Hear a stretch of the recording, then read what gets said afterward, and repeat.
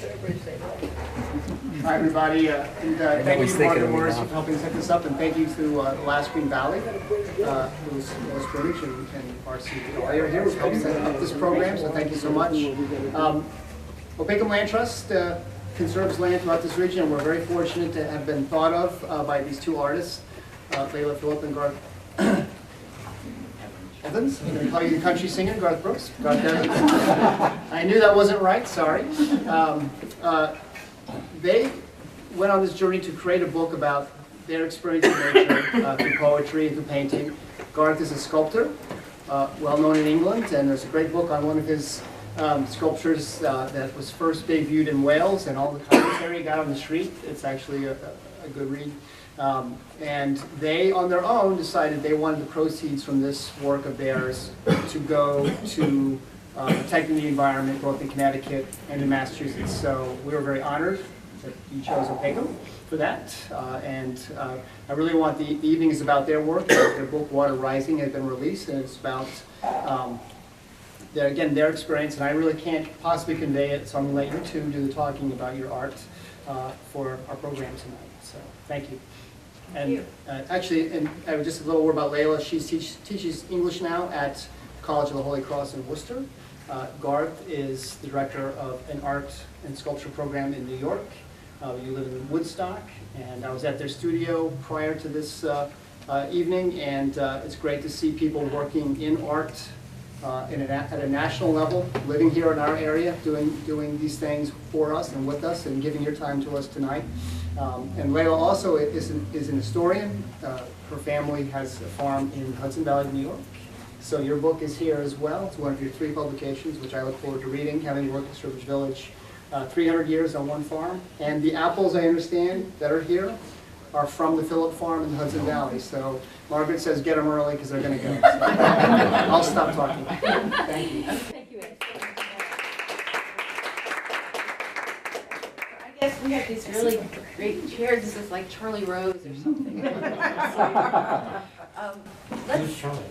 I don't know. It's Charlie. So, let's stand for a little bit.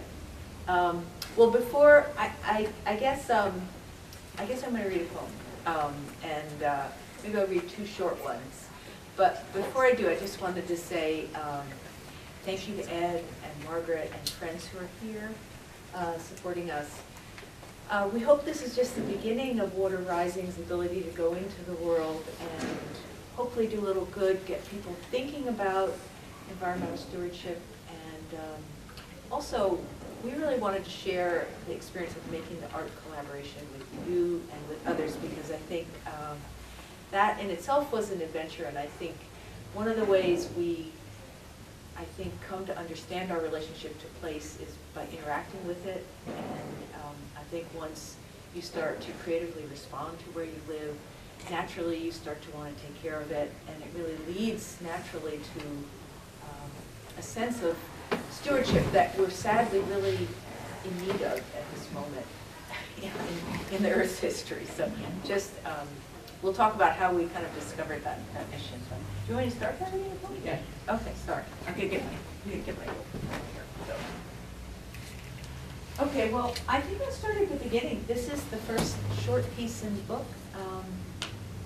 It's called Here. Here.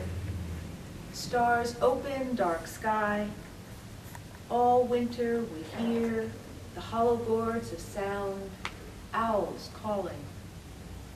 In summer the days descend to whir and clack of insects, coyotes singing, longing for a kill. The woods fill with birds weaving their silken nets of sound. We live on a dirt road in a small New England town. So, this all began, about 4 years ago now? I don't like to think. It took a long time. When I came up from my studio, which is sort of downstairs, and said to Leila, why don't we do something together? And Leila, bless her, said, that's a nice idea. And then we sort of said, well, what will we do? We eventually, after talking for a while, I think, agreed that we would both do something that was not at that moment part of our current practice. Yeah, that was important, actually. And we also agreed that we would spend a year doing something, you know, different to what was already going on. And in my case, I said I will make some watercolors, which I had done maybe 20 some years ago and had gotten very involved in, so involved that I had to stop because it was just taking over. I couldn't do anything else. But it felt like I would like to get back to it. I thought of getting back to it for some time, so I thought I would do that. And Leila said, I thought I wanted to go back to the beginning of my love of writing, which was poetry. So I had studied poetics as an undergrad, and I said, well, okay, so I'm going to write poems, which meant, for me, really learning how to do it. I'm a prose writer, and so I'm really used to shaping story and moving narrative, and it took months and months, actually, to learn how to think differently with language. And in fact, here, the short piece I just read for you, each poem in the book, stylistically, I'm trying something different. A lot of the poems have a lot of story in them, but in that one, I was trying, how minimal can I get on the page and still be a poem? So I was trying to really cut away as much as possible. So it was a fun exercise in being as minimal as possible. They're not all that minimal, but it's surprisingly hard, actually, to have less. so we not only said we'd do this for a year before but we also agreed that, and we talked about other collaborations a bit in order to decide what we were going to do, and people who collaborated in ways that interested us. And so we agreed we wouldn't talk about what we were doing. You know, so at the end of a year, we'd see what we had, and if there was nothing, there was nothing. There was something, but we didn't have any plan, although we did, I think, say somewhere in there, well, is there a subject? Are we going to work on some kind of idea? And I didn't want that, and I said, well, let's have just a very broad theme, and we'll say here and now. The theme is here and now. That's it. And Leila thought that was all right, so we went with that. After a year, we looked at what we had, and I had quite a lot of watercolors, and really without looking at the poems, we selected 12 watercolors that we liked. We did this together, and it was also watercolors that had some kind of consistency and some variety, but you know, also the ones that kind of generally I thought were the best. And Leila had some poems.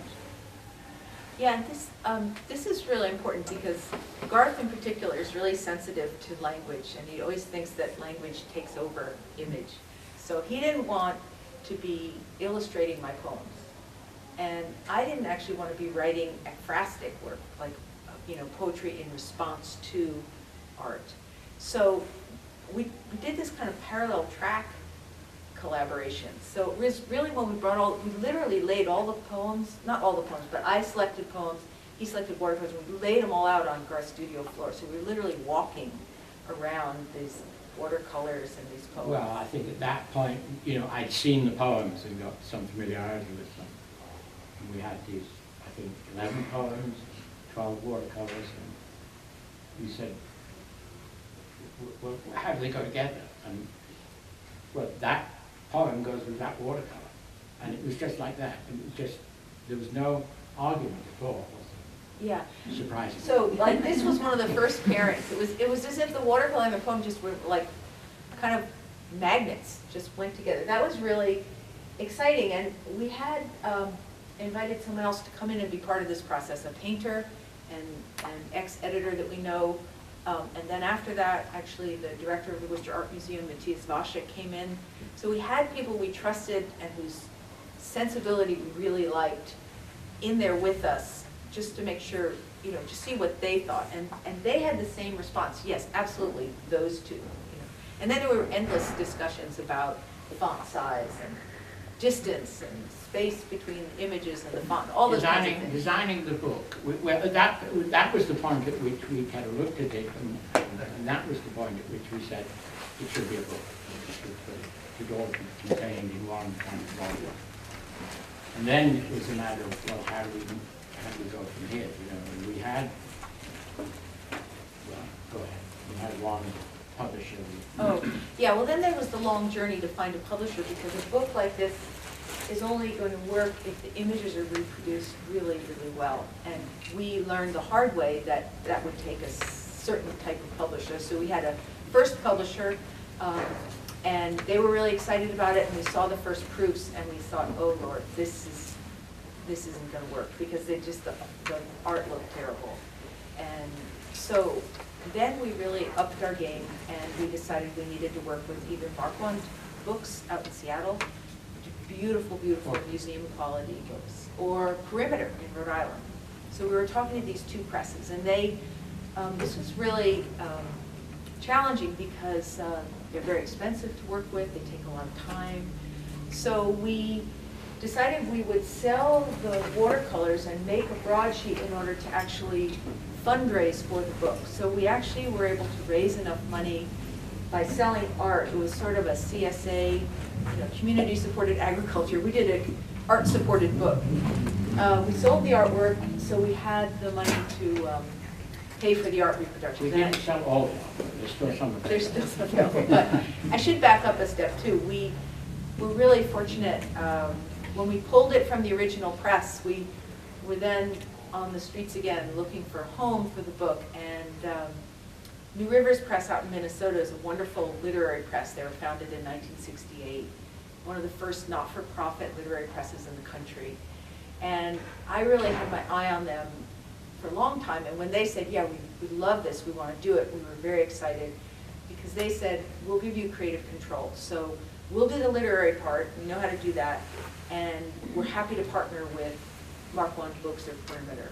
So it's a kind of a new form of publishing where Marquand Books, we also had to be accepted by Marquand Books, so we had levels of submission going on. It took months, but we finally had this great team, Marquand Books and New Rivers. So, and the result is here. We're really excited about it because we did the initial fundraising, we were able to subsidize it, and it is for sale for $50, which seems like a lot of money. I know I have trouble spending that on myself, but we think it makes a great gift for someone else. And everybody said, it actually would have cost a lot more if it had just been, if we hadn't been able to subsidize it up front. And the nice thing is also, since the book is subsidized by the art, all the proceeds now are going to go to environmental stewardship. We don't have to take a cut out to pay back the cost of printing it.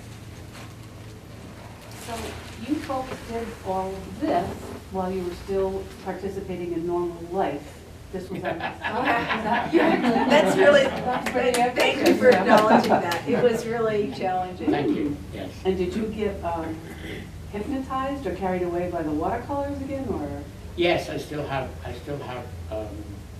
quite a lot that are unfinished, and I want to go back to them. And we also have a project now, continuing this collaboration that involves a musician, and I plan to make some new watercolors and photograph every stage of the making, which there are usually quite a lot. Will you need a bigger studio? No, Okay. the studio. I do actually have a very beautiful studio. So that's going to be part of the next phase of this endeavor. We just got a nice grant from the Connecticut Arts Council to develop this further. Yeah. And the musician, Corday, Composer, really. is really working. He's going to set some of the poems, or he's one of the poems to use. He's a wonderful composer. I didn't know his music. Leila brought home these 2 CDs and said that this guy had been in touch with her, having seen something about one of her poems in relation to a reading with you, and said he wanted to know more. Yeah, it was really wonderful. I just got this email. You know, I heard Water Rising and I'd like to set it to music. And I sort of said, oh, yeah, right. You know. And then I looked up who the email was from. It's this really amazing composer named Corday. So we listened to the CDs, and Garth had a very strong reaction. The hair on the back of my neck stood on end. You know, really, my sense was, if my watercolors could make sound, this is what they sound like. At least I hope this is what they would sound like. Yeah. And we should say we did 2 performances of Anasvara and Water Rising last year to sort of see if this would work, and people were pretty excited about it. So that's what we're working on now, and we're hoping to have a kind of multimedia installation created for next fall. But one step in front of the other.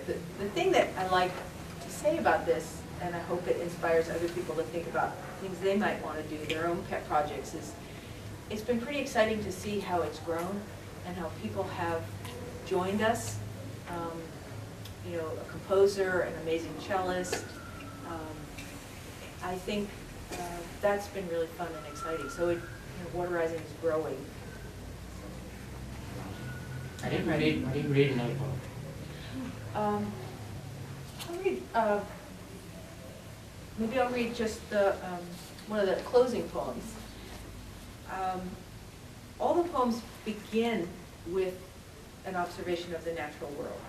And I should say, the other thing that we realized after we started putting this together is there's a long-standing tradition that we felt kind of excited to become part of American literature and art, really being part of the early environmental movement in this country. The landscape painters and writers like Ralph Waldo Emerson and Thoreau really were the beginning, not just of American literature, but of real environmental ethos. Yeah, that was What I'm curious about is, I hear what you're saying, but where does Water Rising, how does that connect to what you're telling us? The words Yeah, or the Water poem? Rising. Well, it's the title poem, which is ostensibly about a beaver. I'll let you read it. All right, so it's about nature. Yeah, and Yes. certain aspects of nature. I think the more I think about this, I think it's really about transformation. And, So, you know, okay, so what I'm trying to do is get my head around it. I majored in philosophy in college, so I went to St. Anselm's, yeah, foe of Holy Cross. And Water Rising, I mean, in my mind, it means something. It's like a flood. yeah, And what I'm trying to do is get my hand around, you know, you've got the poems and so forth. Where's the connection? yeah. Well, I think you need to look at the book, and you'll see Oh, it. okay. You know, I hope you'll see it. you know, But it is the title, I mean, it is the title of the title poem of the book.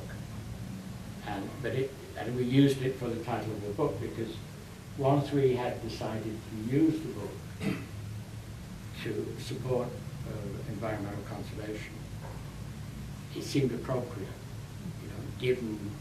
So it's the environment that's the key part of it, okay. yeah. Well, I don't want to spoil the poem by talking Yeah, about okay, it. I mean, but I got connection. But it's all in there. And, Yeah. you know, we are at a moment in history, I think, where we are going to see tremendous change in our lifetime. You know, we're already seeing it, and we're Oh, already kind of absolutely. normalizing it, you know. And anyway, that's a lot of sort of what the poem's about. But the thing I love about poems is that they seem to be about one thing, but they're actually about another. And so I hope when you read it, it's about a lot more than just beavers. It is for me. So I'm going to read you just very quickly For Zucchini, and then maybe we can answer any questions, let you look at the book, have some more great refreshments. And okay. So this is called For Zucchini, and I bet there's some gardeners here, so you probably can relate to this moment. For Zucchini. Twist of hand, and the slim batons crack free. only to slip from my grasp. White clouds cut loose, August heat. Down at the pond, a flurry just under the water, while here in the hot dirt, 4 zucchini. Green zeppelins untethered now, the surprising weight of them lifting my basket. So that's the flurry under the water. Beaver goes in and out of things, but I think we're, Yeah, so refreshments, questions. yeah. Buy some books. I mean, we're happy to take questions now if people want us while we're standing here, but then we can break out. I thought it was interesting that you said you wanted to do a project, you work together. So I thought, oh, they're going to work together. But then you spent a year apart. Yeah.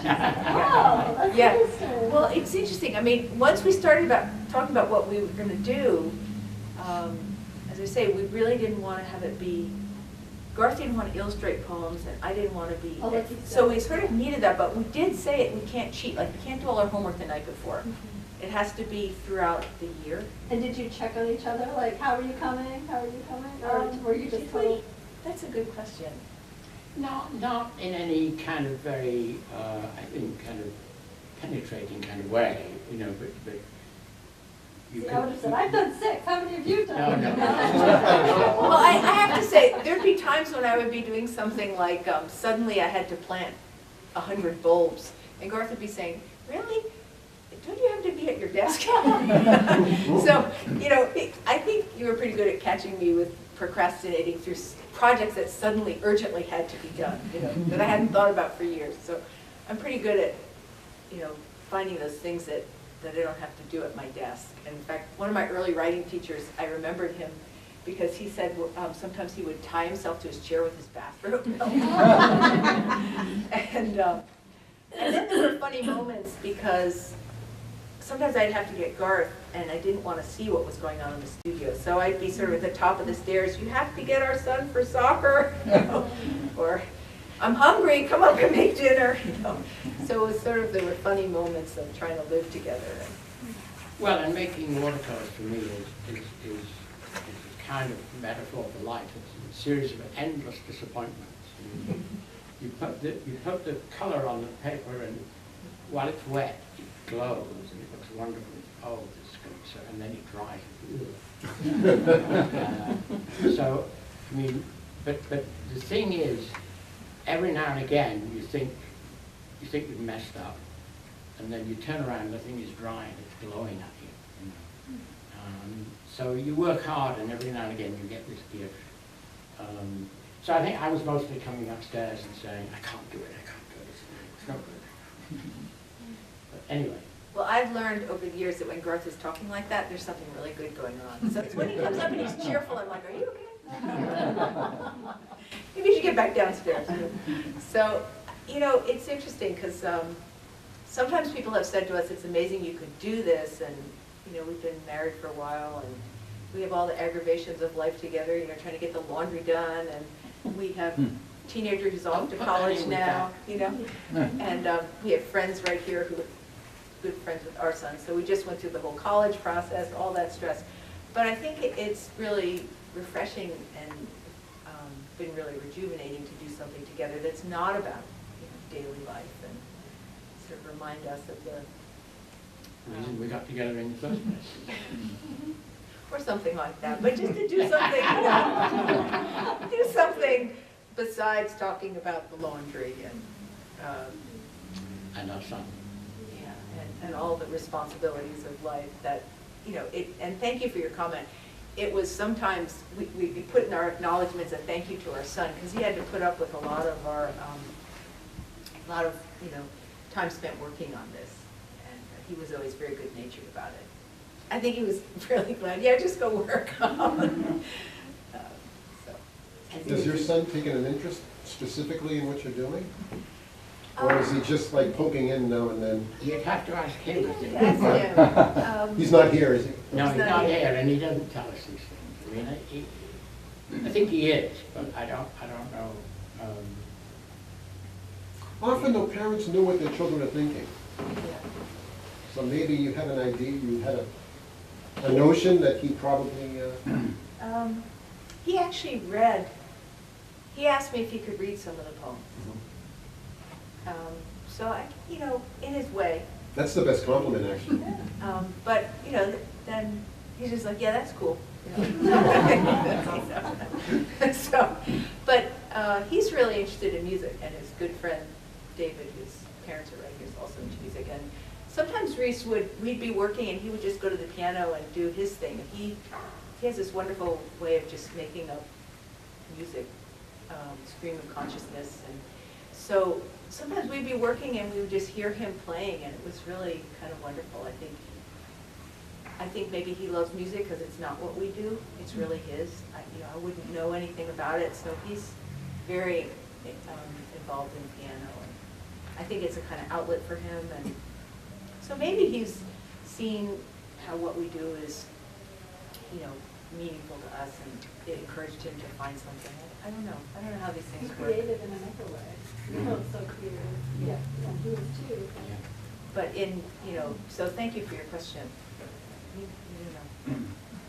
Yeah. Did you find using the medium of watercolor to be a challenge? I know that, for example, with oil painting, if you make an error somewhere in the picture, you can go over it again, you can change it. But with, I remember my mother used to do this kind of artwork. It's kind of unforgiving. Once you put the brush down, it's kind of there. It's hard to change. But it's a very interesting, it's a beautiful medium. But I also find it to be very challenging. It's very unforgiving, yeah. I mean, I got into it because I have this, I think I've got over it now, but I have this kind of sense that if I haven't worked on something, it can't be any good. And if it hasn't given me a problem, it can't be any good. And so I have this habit of working on things endlessly and probably more than is necessary. And complaining about it. Complaining about it to a colleague. And my friend said, well, have you ever used a one-way process? Because where you can't keep going back on doing what you did, and doing it over. And I had to do some carving when I was a student. And I actually finished one carving, and that's it. It's the first sculpture I ever made, and I never was able to make another carving because I was afraid of going too far and not being able to come back, Anyway, my friend said, well, what about watercolors? And I thought, I had this vision of maidens in meadows with bonnets. Anyway, she was good enough to bring me some watercolor paper and some paint and say, well, this is how you do it. And get on with it for a bit and see what, And the idea is that you damp the paper and you start, and by the time the paper's dry, you're supposed to finish. But I'd only barely begun, so I'd soak the paper again, and then I'd end up putting them in the bath and scrubbing them, But you can never get completely you can never completely erase what you've done. There's always a trace there. So I do this. I work on them over and over and pervert the medium in that way. Yeah, it's very challenging. I mean, a good friend, a man who was dean at Yale for a while, spoke about watercolors. He said, the white paper is your money in the bank, and you're continually spending it. Eventually you'll end up broke.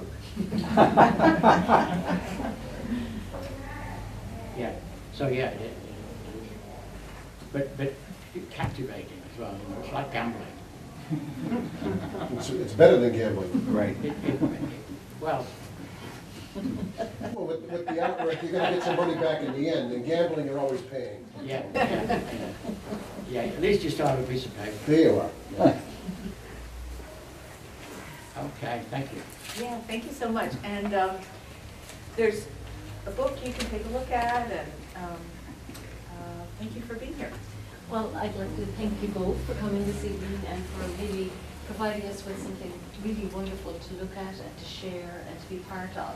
And I feel very thankful to be included. Southbridge is off the beaten path in some ways. I mean, we're not exactly you know, the country and the rural kind of picture that you're describing here this evening. And it's really nice as part of our participation in the Last Green Valley, part of being with October, the Watercolor events, and it's really nice to be able to participate, and then as well to be able to partner with groups like the Opacan Trust and the Lynn Trust and Claire Burke's as well. So it's really nice to see all this synergy in the community, all these organizations who all have similar but different sort of missions in mind, but at the same time can all coalesce and come, and with the medium of the arts, can all kind of be brought together and, you know, to be involved in this kind of a stewardship program. So I think it's a wonderful opportunity for us to be involved.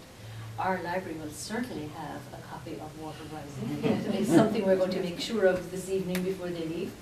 And I look forward to, you know, hearing what people think about this kind of program, and I'm sure Leila and Garth would also appreciate feedback through their website, which is www.water-rising.com. So that would be a way of communicating. They have a newsletter as well, which I think would also be really wonderful for people to sort of contribute or sign up for, so that you could actually find out where this process goes. Because it seems like this is only the tip of the overall picture of where they're going, and already you've involved so many other people and other artists in this whole process, and I think it's going to be very exciting. And to have you in our midst and in our community, it's really wonderful, and I'd like to thank you both sincerely for this wonderful evening. Thank you. Yeah. Yeah. I think you're really lucky to have this library here. We drive all the way over from Woodstock to come to this library. And it's so Yay for the library! And it's so inspiring to see that there are other ways to be environmental stewards instead of just going and clearing a trail or doing a cleanup. Good point. So there's many ways to give back what each person can, which is very important. Well, Thank you for doing it. Yeah, thank you. And we're going to leave some copies here that if people want to think about it, or maybe want to get a gift for someone toward the holidays. And so any books that sell here, the proceeds are going to go to the Opacan Land Trust. So thank you in advance for any support. I think it's really small organizations, especially in this part of the world, that are going to be making the difference. You know, they've already made the difference, but you know, if there's any chance for us to preserve the water here and the resources here, it's going to happen through small groups, just putting land aside, private philanthropy. I mean, we have a long tradition of that in this country, and it's, you know, the beginning of the national parks. It's certainly not going to happen from the top down. No, that never would happen. But we have an amazing tradition of citizens protecting the environment. That doesn't happen in a lot of other countries. But they don't really have a choice. I mean, it's got to a point where they're at the edge now, and they have to, in order to perpetuate what we have. Something has to be done. Well, I think groups like Opacan and others are doing it, and I think, so thank you, Ed. Well, and it's, you know, so we're pointing out that the Claire Burke's Wildlife Preserve here in Southbridge, 116 acres, was funded by an artist, Claire Burke. She was a teacher, art teacher here in Southbridge. She created the Claire Burke Trust from her estate, and which purchased this property, which Opacan now owns and manages with local volunteers, including members of the Claire Burke Trust. So, you know, she was an artist, and some of her artwork is right down the stairwell, actually. Yes, and anybody would be welcome to go and take a look, and just to leave out through this door and go down the stairs, and on either side, her artwork is there. Thank you. So she very much created this legacy now on this land, and it's on 169. Go down. In fact, we have brochures. Feel free to take one. You know, hike it. This is the time of year to go out there. It's really beautiful. And I want to thank Scott Benoit. I don't know if he's here tonight, but he's one of our. He's the steward for our property there and does a great job, and is a trustee of the Claire Burke's Trust, who actually provided refreshments tonight. Indeed. So. Well, and just before we break into refreshments, there's someone else in the audience we really should thank, which is the director of the Last Green Valley, who, Louis Brunet, right? Louis Brunet, yeah.